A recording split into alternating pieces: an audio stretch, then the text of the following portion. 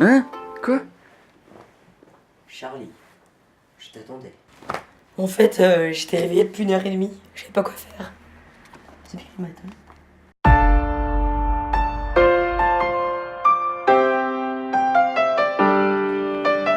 Charlie?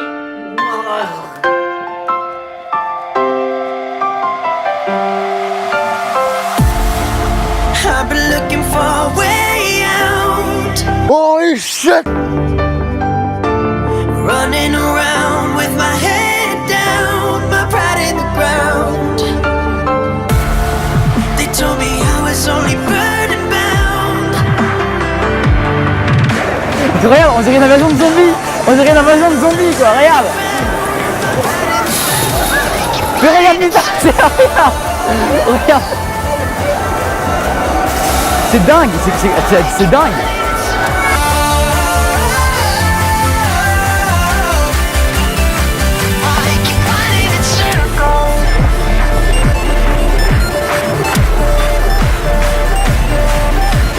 Salut, c'est Charlie pour geekactu.fr. Aujourd'hui on est à la Paris Games Week et on va vous faire découvrir tout le salon en face VIP Pass.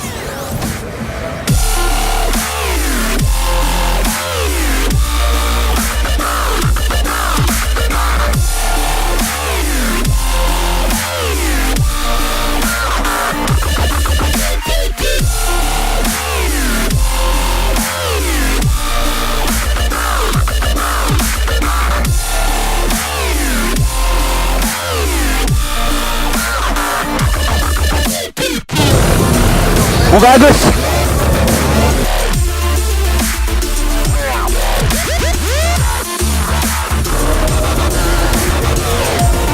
Tiens, viens.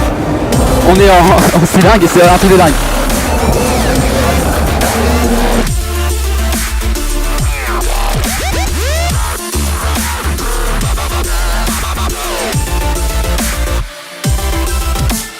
Une musique, on se retrouve tout de suite sur le stand BF4, on va essayer de tester multi. Juste là-bas, c'est parti. Allez, on va à la F4.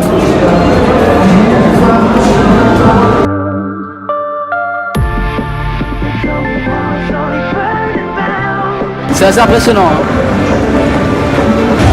Ah, faut qu'il scanne, non, en fait c'est un scan de véhicule et un scan de ce qui se passe.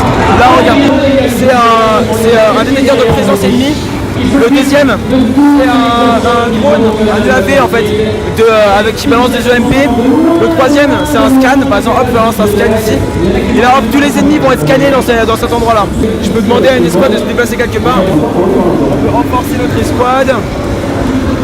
Et donc voilà, en fait le principe c'est qu'on va un peu tout diriger sur les escouades. Là par exemple, hop, je sélectionne mon escouade E et je leur donne commande d'aller attaquer C.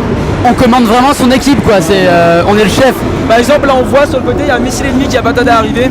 On commande vraiment l'équipe mais depuis la mer quoi, donc quand on tire des missiles c'est depuis la mer. Voilà à peu près. Voilà hop, il y a le missile qui arrive et boum il va shooter dans eux.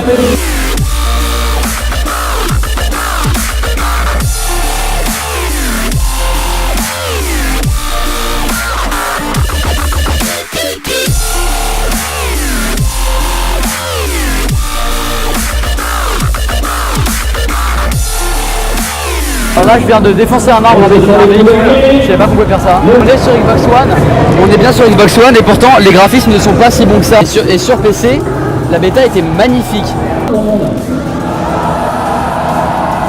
Alors ça vous voyez là, avec le kebab d'Alix, c'est les 3 derniers kebabs de ce magasin. Et il est, quelqu'un vient s'il vous plaît. Et 2h moins 20, 2h moins 10. À 12h30 pour manger, on est bien à 12h30. Il y a déjà plus de grec. On a les 3 derniers kebabs de ce magasin.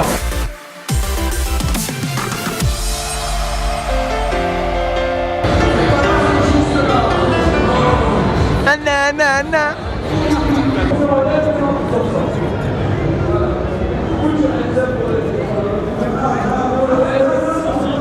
Privilégié presse. La manette est pas mal. Hein. Elle est vraiment plus fine. Oh là là là là là là. Putain, c'est magnifique. Sublimissime. Ah, la réflexion de la lumière sur... magnifique. Déjà au niveau graphique, c'est vraiment une claque. Hein. Là, je crois qu'il y a un bateau ici là-bas. va jouer à The Mighty Quest for Epic Loot, qui est un jeu développé par Ubisoft. Un espèce d'RPG. Non, voilà. Donc là apparemment on a des compétences, des potions de soins, des objectifs. Ok, donc on a 4 compétences et on a une potion de soins. Alors là je ne sais absolument pas ce que je vais faire. Ah putain, je vais mourir. Un espèce d'enfoiré de Shrek. The Mighty Quest for Epic Loot ne vaut pas nos impressions. Adrien qui a pu tester la bêta privée. Je savais déjà à quoi m'attendre en testant hier en fin d'après-midi The Mighty Quest. Je suis assez content des améliorations qu'ils ont faites. Pour ceux qui ne connaissent pas, c'est un mix d'un RTS et d'un jeu de stratégie où il faut défendre son donjon. Pour récupérer, il faut attaquer les donjons des autres. Et quand on attaque le donjon des autres, c'est comme un RTS en mode Diablo 3. Mais ça mixe aussi avec un RPG puisqu'on peut changer de perso à sa guise. Il y a vraiment un changement par rapport à tous ces RPG qu'on voit. Ce petit côté, pas manga, mais tu vois ce que je veux dire. Quoi. Ouais, c'est un peu du fantastique, un peu déluré en mode cartoon. Ce gameplay mélangé en fait, ce mélange de styles de jeu, c'est vraiment quelque chose de nouveau. Quoi.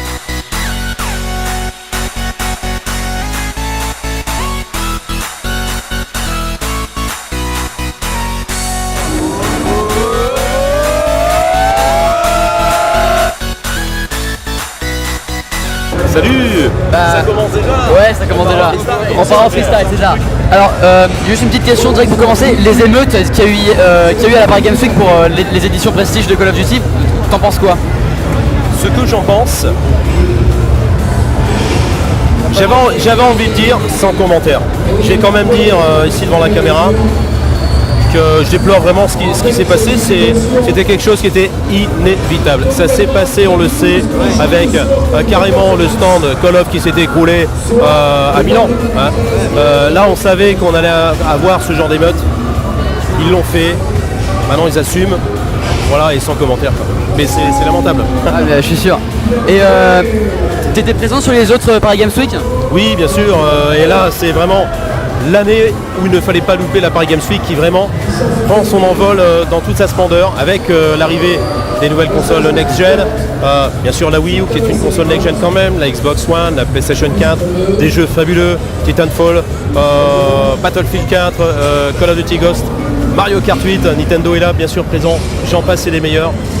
Et bien sûr, le meilleur, c'est quoi? C'est vous qui venez m'aborder, c'est vous qui venez faire des photos avec moi, des dédicaces, et ça vaut de l'or, quoi, avant même les jeux vidéo. Merci beaucoup, Voilà. Merci.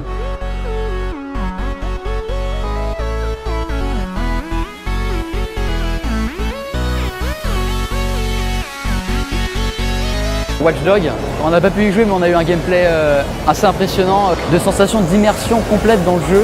On peut contrôler absolument tout, on interagit avec le monde, notre moindre fait et geste peut interagir sur le futur de l'histoire. Et ces interactions sont vraiment très intéressantes. Des gens qui ont testé le jeu et qui m'en ont parlé, ils m'ont dit que c'était pas vraiment ça, qu'on était finalement assez restreint. Donc je sais pas vraiment où me situer, mais en tout cas ça promet beaucoup de choses. Ça promet beaucoup de choses. On est sur le stand du dernier professeur Layton.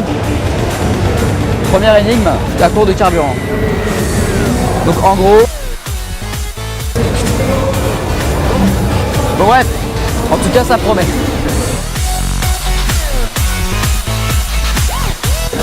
On va voir Zelda.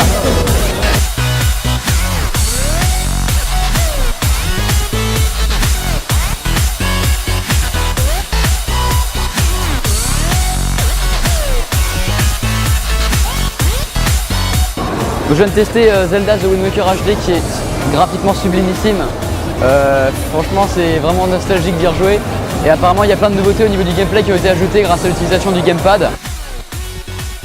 Elder Scrolls Online. J'avais peur qu'ils ratent l'approche qu'on a de Skyrim en mixant avec le fait d'un MMO. Et en fait non, pas du tout, ils ont bien gardé l'esprit de Skyrim tout en mixant juste ce qu'il fallait avec le MMO. Et ça donne un très bon jeu online, un très bon Skyrim. L'esprit Skyrim avec tout ce que ça propose déjà, et même plus encore, et tout ce qui est online. Révolutionnaire.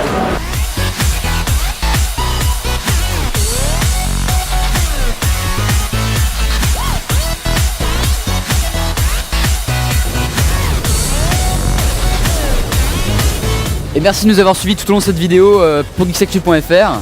C'était Charlie et beaucoup d'autres gens dont le nom s'affichera dans la description et à la fin de la vidéo. Merci de nous avoir suivis, merci d'avoir regardé la vidéo et ciao, c'était une super Paris Games Week.